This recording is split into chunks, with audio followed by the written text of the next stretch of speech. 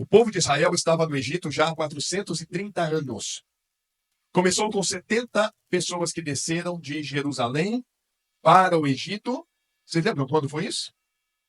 Quando José, aquele que tinha sido vendido pelos irmãos, que tinha sido como morto, ele era, naquele momento, o superintendente das finanças do Egito. Ele era o braço direito de Faraó e disse para a sua família: venham morar comigo no Egito, porque haverá uma grande fome, venha para cá. E quando eles vieram, eram 70 almas. Quando eles saem do Egito, que aqui é a saída deles do Egito, a Bíblia fala sobre 600 mil homens. 600 mil homens. Então, se a gente fizer uma conta razoável, cada homem com uma esposa e naquele tempo você tinha muitos filhos. Mas se a gente fizer uma conta de 2 a 3 filhos, então nós já multiplicamos 6 por 5. Então, se tem uma estimativa de que o povo que saiu do Egito estava entre 2 a 3 milhões de pessoas. Em 430 anos, de 70 hebreus, passaram para mais de 2 milhões de hebreus. E um dos motivos da saída deles é o clamor daquele povo da escravidão que eles viveram lá durante todo aquele tempo. Então, Deus manda 10 pragas e esta é a última. Aqui, Deus vai falar da última praga. Mas antes de falar da praga, ele vai falar sobre um procedimento que o povo hebreu deveria ter. Tome cada um para si um cordeiro, segundo as casas dos pais, um cordeiro para cada casa.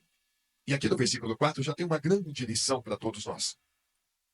Se a família for pequena para o cordeiro, então tome um só com o seu vizinho perto da sua casa, conforme o número das almas. Conforme o comer de cada um, fareis a conta para o cordeiro. Eu tiro para mim aqui, para minha vida, para ensinar meus filhos, para ensinar aqueles que estão ao meu entorno. Conforme o comer de cada um. Aqui eu estou lembrando de Jesus dizendo para que nada se perca. Para mim é difícil isso. Algumas pessoas têm dificuldade. Acham que deixar comida no prato é normal. Que isso é normal. Eu não aprendi assim, eu não consigo entender isso. Deixar comida no prato significa que você está desfazendo daquela comida.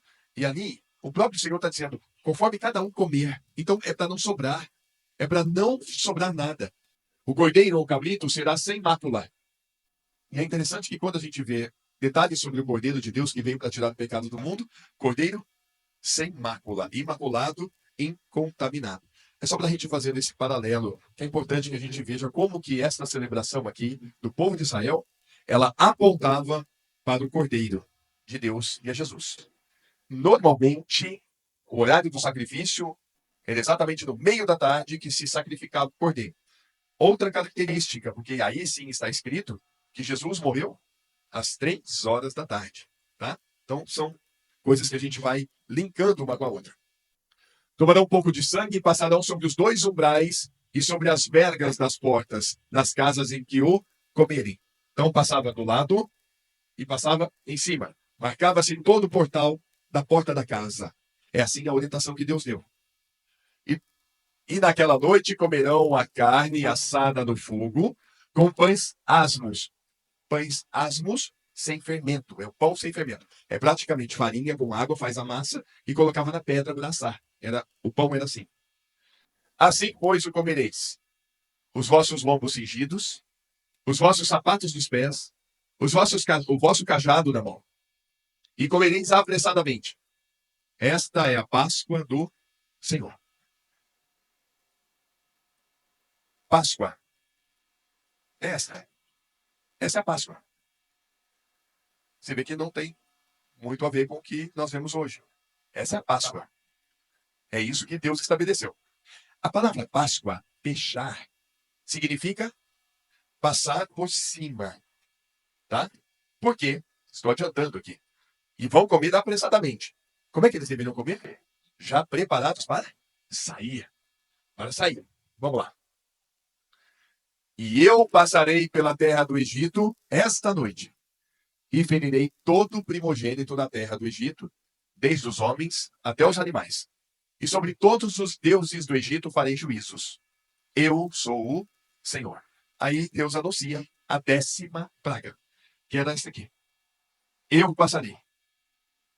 E ele deixa bem claro. E aquele sangue vos será por sinal nas casas em que estiveres. Vendo eu sangue, passarei por cima de vós. Pechar. Páscoa. E não haverá entre vós praga de mortandade quando eu ferir a terra do Egito. Então, olha que importante para a gente conhecer, né? Primeiro, conhecer a palavra que é Jesus. A obediência à palavra de Deus é que deu ao povo hebreu o livramento da morte. Aqui, Deus livrou o povo da morte. Como é que foi libertado o povo da morte? Pela obediência à palavra de Deus. Aquele que obedecesse aquilo que Deus falou, então este seria livre da morte. Veja que interessante, porque nós estamos vendo a carta aos Tessalonicenses e fala que aqueles que não obedecem ao Evangelho, também sobre eles virão dura condição naquele grande dia. Por isso que a similaridade continua. E aqui nós temos uma coisa que é preciso considerar. O povo estava escravo fisicamente lá no Egito. E eles obedeceram e foram libertos. E acho que nós temos tempo para continuar vendo. Mas depois que Jesus veio, e ele veio como Cordeiro de Deus, ele veio para nos libertar de uma escravidão espiritual. Que é essa que muitos ainda têm dificuldade. Eu tenho conversado com algumas pessoas que têm dificuldade ainda com o pecado. A escravidão do pecado e da morte. O Senhor já nos livrou dela. Louvado seja Deus por isso. Vamos continuar aqui para ver. Este dia vos será por memória, e celebrareis por festa ao Senhor. Nas vossas gerações o celebrareis por estatuto perpétuo. Geração em geração. Geração em geração. 7 dias comereis pães asmos. No primeiro dia tirareis o fermento das vossas casas, porque qualquer que comer pão levedado, desde o primeiro até o 7º dia, aquela alma será cortada de Israel. Olha como é que Deus falava. Não comam pão com fermento. Aqui ele vai continuar falando sobre uma festa paralela com a Páscoa, que é a festa dos pães asmos. 7 dias. A Páscoa era um dia só. Hoje em Israel, é uma das festas mais importantes, o Pechar, a Páscoa de Israel. Eles celebram até hoje. E acontecerá que quando os vossos filhos vos disserem, que culto é este vosso? O que vocês estão celebrando? Que celebração é essa? Que culto é este? Então direis, este é o sacrifício da Páscoa ao Senhor, que passou as casas dos filhos de Israel no Egito, quando feriu os egípcios e livrou as nossas casas. Então o povo inclinou-se e adorou. Então é para lembrar. Quando perguntasse qual é esse culto, o que é isso? É para lembrar, trazer a memória do poder de Deus, que livrou o povo do Egito, livrou o povo de Israel de Faraó e livrou eles da morte quando o anjo da morte veio. Alguma dúvida? Isso é Páscoa. Tá? Agora vamos adiantar. Quanto tempo da celebração da primeira Páscoa até Jesus? 1475 anos. Mais ou menos, é esse o número. Eu ia falar mais ou menos 1500 anos de quando foi celebrada a Páscoa por Moisés lá no Egito. Ela foi celebrada lá a primeira. Até Jesus, mais ou menos 1500 anos. Eles ficaram celebrando a Páscoa, quantas vezes? Uma vez por ano. Todo ano. Todo ano. Então, mais ou menos 1500 celebrações de Páscoa. Desde que Moisés celebrou lá no Egito até Jesus. E agora vamos caminhar até Jesus, até o tempo em que Jesus estava na terra. Lá em Lucas, capítulo 22. E chegada a hora, pôs-se à mesa com ele e os 12 apóstolos. E disse-lhe, desejei muito comer convosco esta Páscoa antes que padeça. Eu acredito, Jesus, como era de uma família judaica, eu entendo que Jesus participou de todas as celebrações de Páscoa até esta aqui. 1500 celebrações de Páscoa, mais ou menos. Porque vos digo que não a comereis mais até que ela se cumpra no reino de Deus. Isso aqui é uma afirmação muito grande. O Senhor Jesus está ali dizendo que esta celebração, que durou aproximadamente 1500 anos, ela acaba aqui. Agora não é mais assim. Olha como é que isso envolve uma história grande, gente. Uma história grande. 1500 anos de celebração. A gente, quando comemora aqui 35 anos do templo aqui, olha o tamanho da nossa historinha perto dessa história. Tá? E ele continua dizendo que tomando o cálice e havendo dado graças, disse, tomai e o repartiu entre vós. Porque vos digo que já não bebereis do fruto da vide até que ela venha, até que venha o reino de Deus. E ele está apontando para as bodas do Cordeiro. Ele falou, felizes aqueles que nasceram de novo, porque vão participar das bodas do Cordeiro. O que é bodas? Festa de casamento. É este casamento glorioso que vai se consumar quando a igreja encontrar Jesus fisicamente, pessoalmente. Haverá uma grande festa, aonde haverá as bodas do Cordeiro. Muito bem. E tomando pão e havendo dado graças, partiu e lhe deu-lhe dizendo, isto é o meu corpo que por vós é dado. Façam isto em memória de mim. E aqui é tão grande isto. A mudança do regime mudou-se completamente. Antes, o hebreu, o judeu, ele celebrava a Páscoa. Qual que era o propósito, gente? Só para a gente não perder o fio da meada aqui. Lembrar que eles foram libertos do Egito. Lembrar que quando eles comiam o cordeiro, estavam lembrando do quê? Do sangue do cordeiro que estava lá na porta, que quando veio o anjo da morte, passou por cima. Tudo isso eles lembravam, lembram até hoje. Aquele que não acredita em Jesus, lembra até hoje. Só que Jesus chega e fala, agora vocês não vão fazer mais assim. Agora, o versículo seguinte é que dá o toque certo. Semelhantemente, tomou o cálice depois da ceia, dizendo, este cálice é a nova aliança, ou novo testamento, o novo concerto no meu sangue. Então, o sangue do cordeiro, que foi derramado lá no Egito, ele teve o seu valor durante 1.500 anos para que eles lembrassem do poder de Deus que livrou eles da morte. E tem uma coisa que é importante a gente lembrar. Livrou eles da escravidão. Existe uma figura que eu entendo que é correta quando se fala que a figura de Faraó, lá no Egito, é a figura do diabo. Para mim faz sentido. É a figura do diabo, que estava acorrentando todos lá com a escravidão. Agora Jesus chega para nos libertar da escravidão, do pecado e do diabo. Então, a escravidão no Egito foi física. A escravidão que Jesus veio nos libertar é espiritual. Todo ser humano é escravo do pecado. Vamos lembrar disso lá em João, capítulo 8, no versículo 34. Replicou-lhe Jesus, em verdade vos digo, todo que comete pecado é escravo do pecado. E tem um texto maravilhoso que Jesus leu na sinagoga de Nazaré. Ele leu o Salmo, o texto de Isaías 61. Coloca na King James para mim, Isaías 61. Ele leu esse texto na sinagoga em Nazaré. Eis que o Espírito de Yahvé, o soberano, está sobre mim, porque o Senhor me ungiu para anunciar a boa nova aos pobres. Enviou-me a cuidar dos que estão com o coração quebrantado, a proclamar liberdade aos cativos e libertação do mundo das trevas aos prisioneiros da escuridão. Olha como é que o homem é escravo. Escravo do pecado, escravo do diabo. Mas ele veio para libertar a todos. Amados, a Páscoa era para o povo hebreu, para o povo judeu. A ceia agora é para quem? É para todos, porque Jesus, quando foi levantado da terra daquela cruz, ele atraiu a todos. Está escrito que todos morreram juntamente com ele e todos foram ressuscitados com ele. Mas todos quem? Todos os que creem.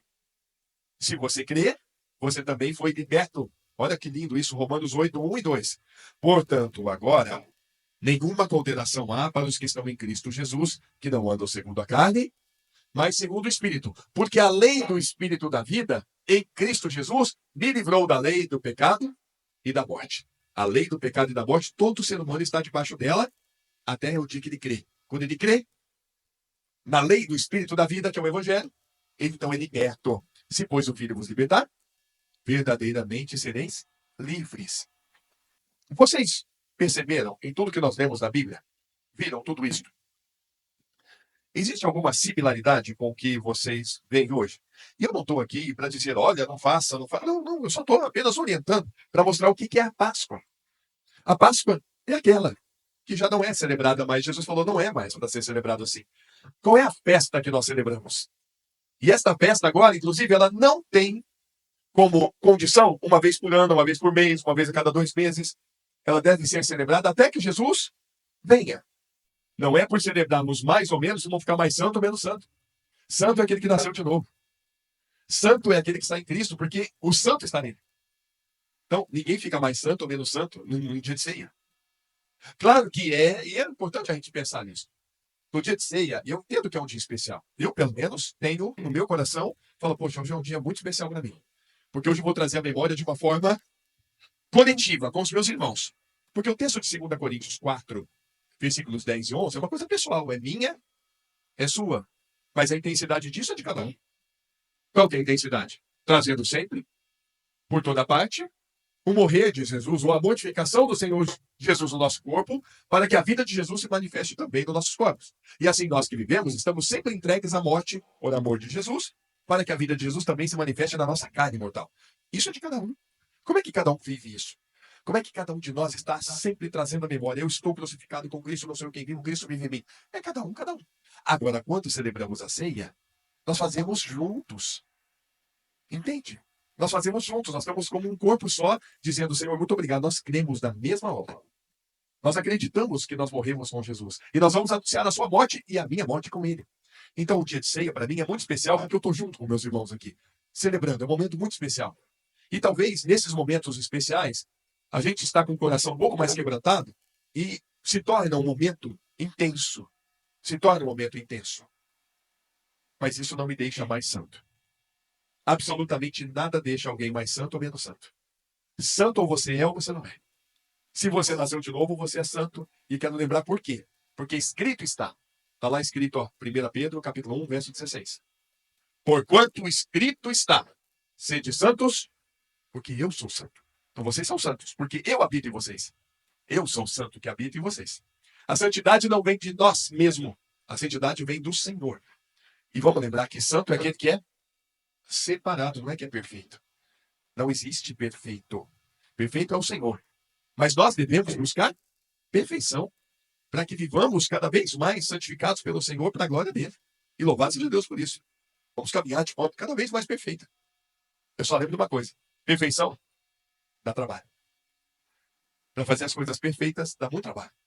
E nós devemos fazer como tudo que tiver a mão a fazer, faça o melhor que você puder. O teu trabalho, faça de todo o teu coração como o Senhor. Olha como é que é bonito isso. Por isso que a mensagem é simples. A Páscoa, essa não tem mais.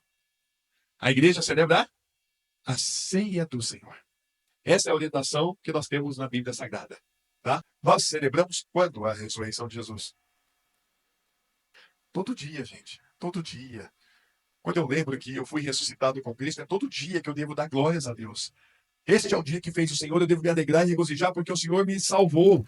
Ele revelou que eu fui atraído por Jesus, eu fui crucificado com ele, eu morri com ele, fui sepultado com ele e ressuscitado com ele. Juntamente com ele, nos ressuscitou e nos fez assentar nos lugares celestiais. Quantas vezes a gente louva isso aqui? Então não é uma vez por ano, entende? É todo culto praticamente, sei lá, nós louvamos muito. Nós falamos da ressurreição de Jesus sempre. E quando é o dia de ser salvo? É hoje, é agora. Então, eu entendo que nós devemos apenas saber das coisas que estão acontecendo. Eu não julgo ninguém, não. Quer celebrar, está tudo certo. Tá?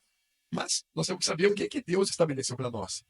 Ele estabeleceu uma coisa, para quem é filho dele, para quem nasceu de novo, quem foi regenerado, lavado no sangue de Cristo, a ceia do Senhor. Esta é a grande festa que a igreja faz sobre a terra. É